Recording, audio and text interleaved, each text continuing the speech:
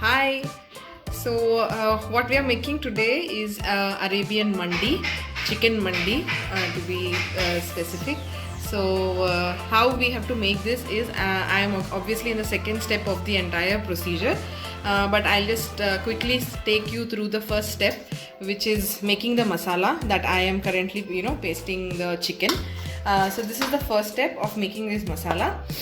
This is basically 2 teaspoons of dhania, 1 teaspoon of jeera, 7 long, and some 6 to 7 cloves, which is your elaichi, and your cinnamon sticks of around 3 to 4, and 1 teaspoon of your ginger powder, and 1 small half piece of nutmeg, and a little bit of kesar water is what I have mixed, and obviously salt and chili powder I have added to it.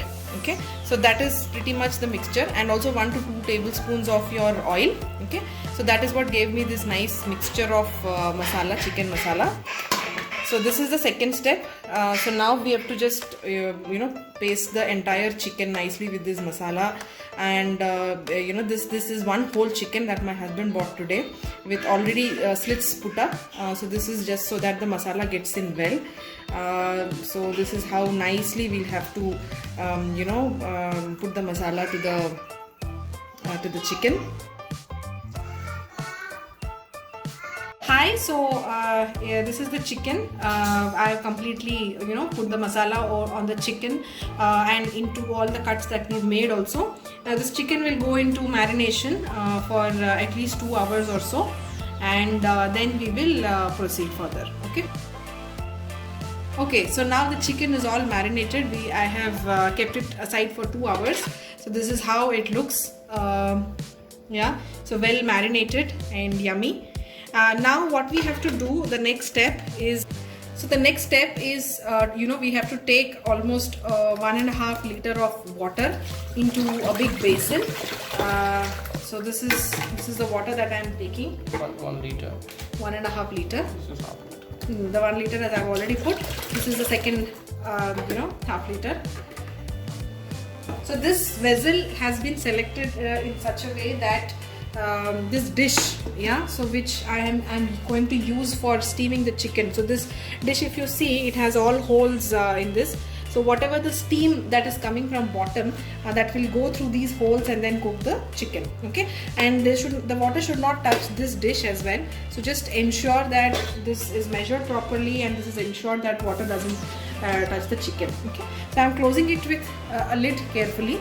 Now I will be transferring it onto a stove.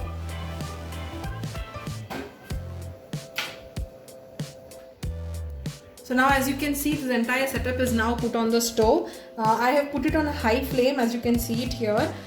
So it will be on high flame for about 10 minutes so that there is a lot of steam that comes from the water below. And after 10 minutes, we will change it slowly to a medium flame, and we will put. So now, as you can see, this entire setup is now put on the stove. I have put it on a high flame, as you can see it here.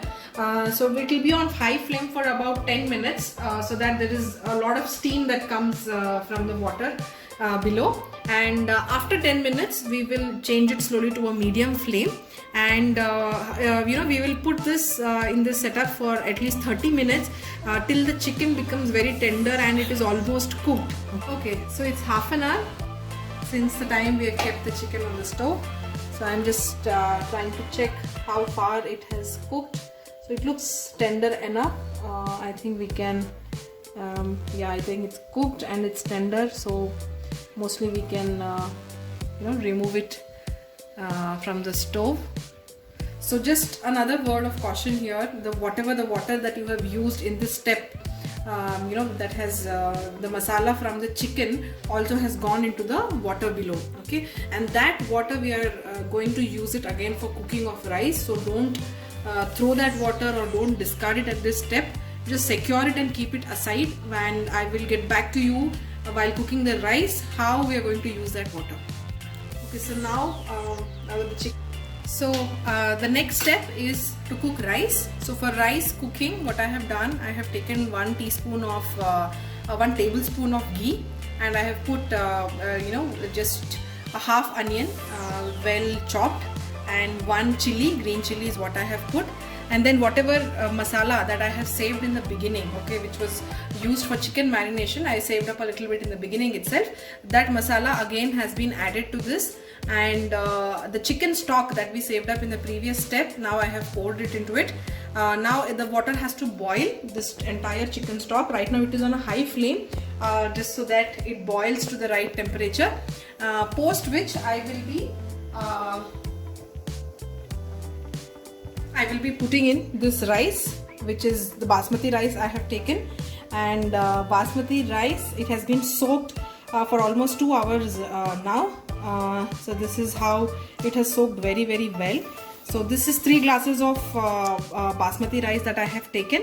So this water I have taken is around 6.5 glasses of water.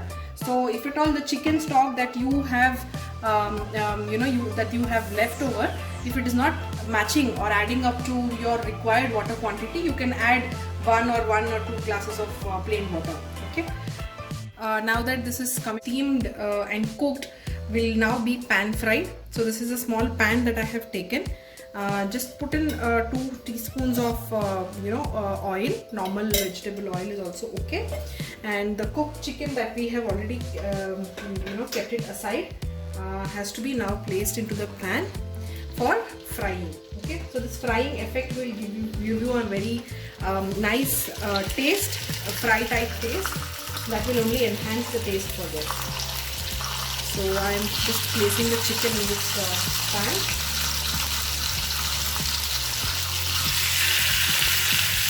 For it to get cooked.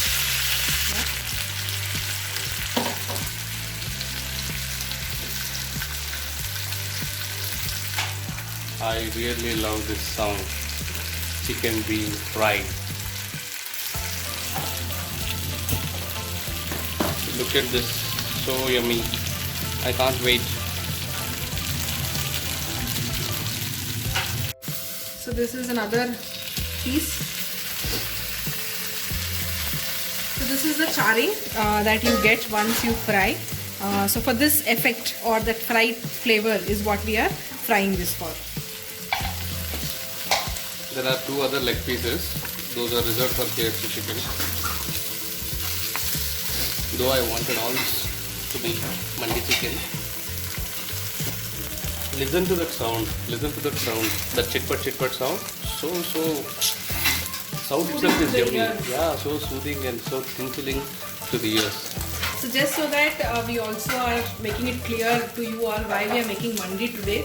My husband has been craving for this mandi biryani for the last 3 to 4 days. He has literally been dreaming about it, and he has been harping about it on every outing that we are going.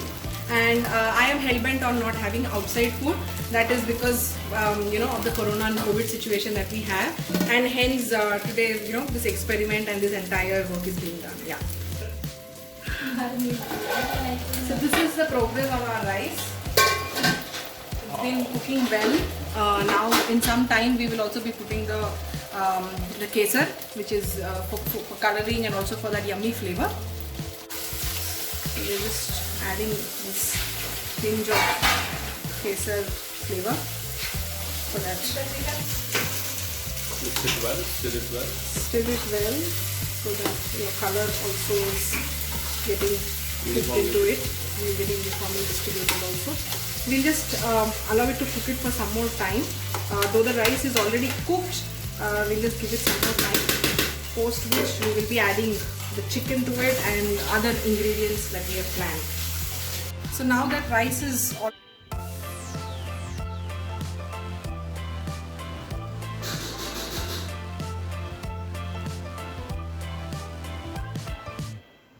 it's almost ready. Now we will be garnishing it with the dry fruits. These I have fried it in little bit of a ghee. I have taken more of kismis, little bit of badam and less of kaju, just as per our taste preferences and availability at home. And this is fried onion that I would be garnishing it with. You can make it much more crispier. Again, this is added to our taste, preferred by our taste. Much more brownish and crispy will also add more and more flavor to it. Yeah. And finally we will be garnishing it with Finally, we will be garnishing it with coriander leaves. Yeah, and our last but not the least garnish is going to be there with the chicken pieces that we have actually cooked along with the rice as well. So this is bits of pieces that you all see that my husband has already started eating. Yeah, so that's it. The mandi preparation is now done. Thank you.